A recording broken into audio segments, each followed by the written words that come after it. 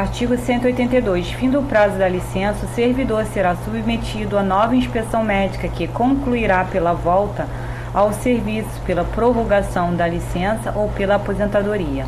Artigo 183. O atestado e o laudo da junta médica não se referirão ao nome ou natureza da doença, salvo quando se tratar de lesões produzidas por acidente em serviço, doença profissional ou qualquer das doenças contagiosas ou incuráveis. Parágrafo único. Consideram-se doenças graves, contagiosas ou incuráveis a tuberculose ativa, alienação mental, esclerose múltipla, neoplasia maligna, cegueira posterior ao ingresso no serviço público, hanseníase, cardiopatia grave, doença de Parkinson, paralisia irreversível e incapacitante, espondiloartrose anquilosante, nefropatia grave, estados avançados do mal de Parkinson, osteite deformante, síndrome de imunodeficiência adquirida, AIDS, e outras que a lei indicar com base na medicina especializada.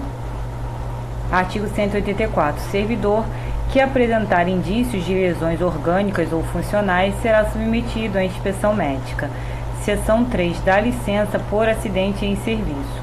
Artigo 185. Será licenciado com remuneração integral o servidor acidentado em serviço, aplicando-se os dispostos para os 1º e 2º do artigo 180.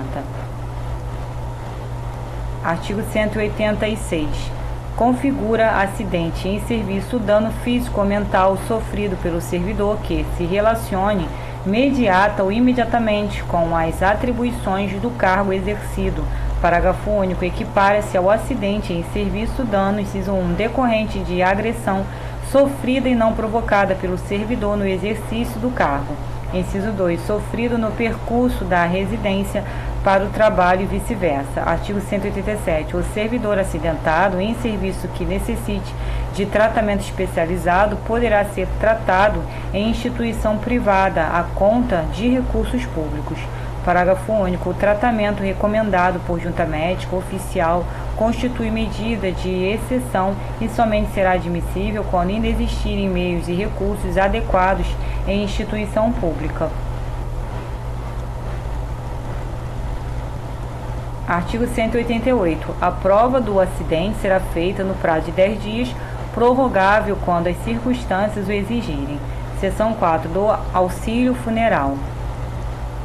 Artigo 189. O auxílio funeral é devido à família do servidor falecido na atividade ou aposentado em valor equivalente a 1 mês de remuneração ou provento. Para primeiro, no caso de acumulação legal de cargos, o auxílio será pago somente em razão do cargo de maior remuneração. Para segundo, o auxílio será pago no prazo de 48 horas por meio de procedimento sumaríssimo à pessoa da família que houver custeado o funeral. Artigo 190. Se o funeral for custeado por terceiro, este será indenizado, observado o disposto no artigo anterior. Artigo 191. Em caso de falecimento de servidor em serviço fora do local de trabalho, inclusive no exterior, as despesas de transporte do corpo correrão à conta de recursos do Estado, autarquia ou fundação pública. Título 8 das Disposições Gerais. Artigo 192. Artigo 192. O Dia do Servidor Público será comemorado a 28 de outubro. Título 8 das Disposições Gerais. Artigo 192. O Dia do Servidor Público será comemorado a 28 de outubro. Artigo 193. Poderão ser instituídos no âmbito dos poderes executivo, legislativo e judiciário os seguintes incentivos funcionais, além daqueles já previstos nos respectivos planos de carreira. Inciso 1. Prêmios pela apresentação de ideias, inventos ou trabalhos que favoreçam o aumento de produtividade e a redução dos custos operacionais. Inciso 2. Concessão de medalhas, diplomas de honra ao mérito, condecoração e elogio.